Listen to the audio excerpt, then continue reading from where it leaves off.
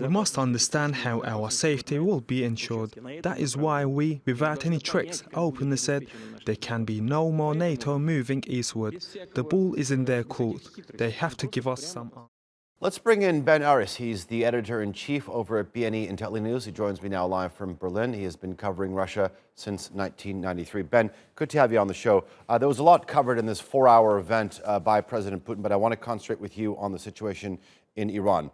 President Putin, in his press conference today, stressed that Moscow made it abundantly clear that any further NATO expansion towards the east is unacceptable. Clearly, Moscow is looking for some guarantees, some security guarantees.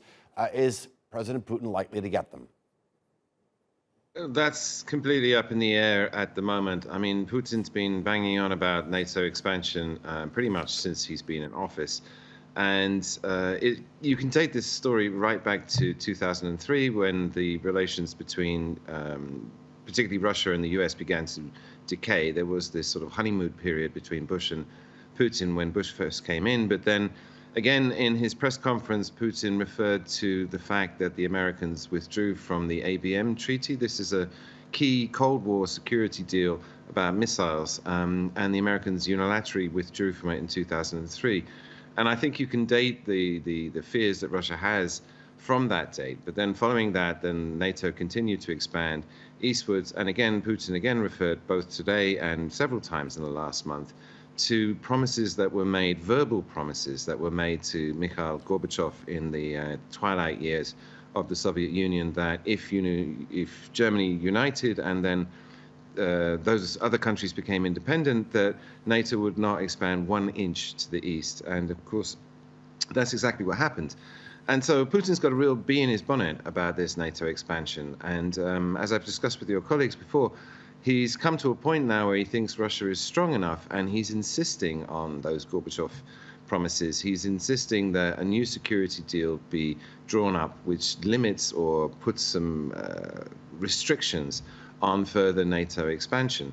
And he's invested a lot into it, in the sense that he's brought a lot of troops up to the border, and he says he's going to make a lot of trouble, including military trouble, including attacks on Ukraine, if NATO doesn't take this seriously. Since you mentioned the missile treaty of 2018 and the U.S. unilaterally withdrawing from it, let me pick up on that.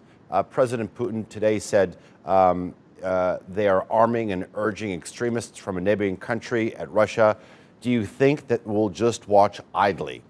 Could there be a tit for, I mean, could we see Russia sort of move intermediate range missiles into the area, possibly with several European cities within that range? I mean, could this be a scenario? Indeed. I mean, Russian missiles can already reach most of Europe. And the Iskander missiles that they put into Kaliningrad, this enclave on the Baltic Sea, are within minutes of many European capitals. And moreover, the foreign ministry, the deputy minister, explicitly said that that's one of the options, that if NATO doesn't respond to these talks, doesn't engage in a security deal negotiation, one of the things that Russia will do is move missiles up to its westernmost extremes, which are Crimea and Kaliningrad, because it assumes NATO is going to do the same. Particularly, the intimation is that NATO, or at least Ukraine, if it doesn't join NATO, will still get missiles. And there are new missiles in Romania and Poland already as part of the so-called missile shield. So this is all quite serious. I mean, it's not... we don't believe that there's an imminent invasion of Ukraine. The goal here is not territorial expansion or recreation of the Soviet Union. These are all threats, convincing threats, of the potential of violence that are designed to force the West into this talk. And in that sense, Putin has been successful. I mean, he's put this issue on the agenda. Biden already called for a high-level meeting between NATO members and Putin, this last week. And there's already now scheduled more talks in Geneva. So Putin's got what he wants. And one of the positive things is that Putin and this demands that he's put, there's no agenda, there's no rather timetable, which means Russia's offering open-ended talks on these issues. We're running out of time. I do want to ask you, set the stage for us for that meeting between President Putin and Biden that that could happen in the first half of January? Because the rhetoric really hasn't changed since their last video conference call about a couple weeks ago.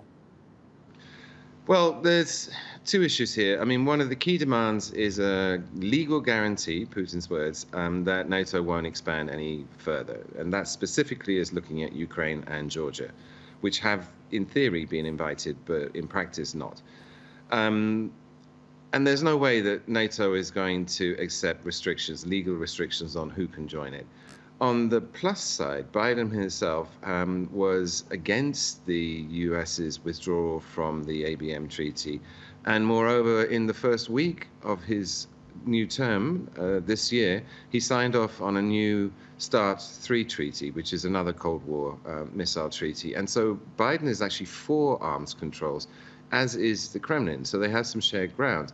And most of those Cold War missile treaties, America's been withdrawing from. This is the first time that they renewed one. So when they go to Geneva, they've got some common ground. They're both interested in armed controls treaties, but they're going to have this absolute head-to-head brick wall clash over NATO expansion limits. Ben Aris, always a pleasure having you on. Appreciate the analysis. Thank you.